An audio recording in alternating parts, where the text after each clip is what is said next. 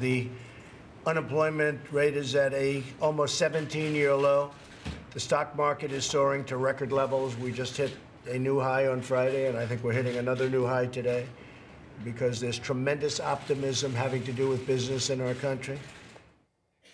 There's a lot to unpack there. So let's start with jobs. And while he's right about the low unemployment rate, there's more to it than that. For the first time in 6 years, the U.S. economy actually lost jobs in September. But that was due largely to the impact of Hurricanes Harvey and Irma.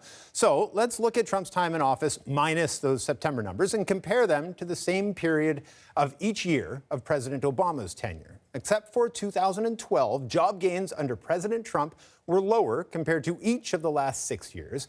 Even Trump's best monthly gain of 232,000 was eclipsed in 28 separate months on Obama's watch. Now, you heard President Trump celebrating the run-up in stocks, but that's not what he said when he was candidate Trump. Back then, he called it a big, beautiful bubble.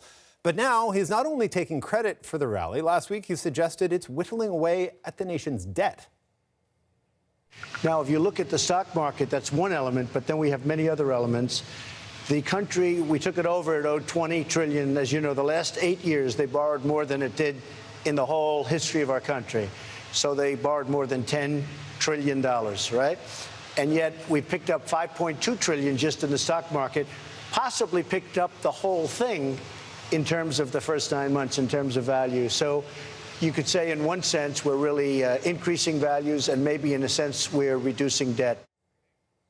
But here's the thing. It doesn't quite work like that. Market capitalization, or the total value of the stock market, that's shareholders' money. It's not the government's money and has zero bearing on national debt.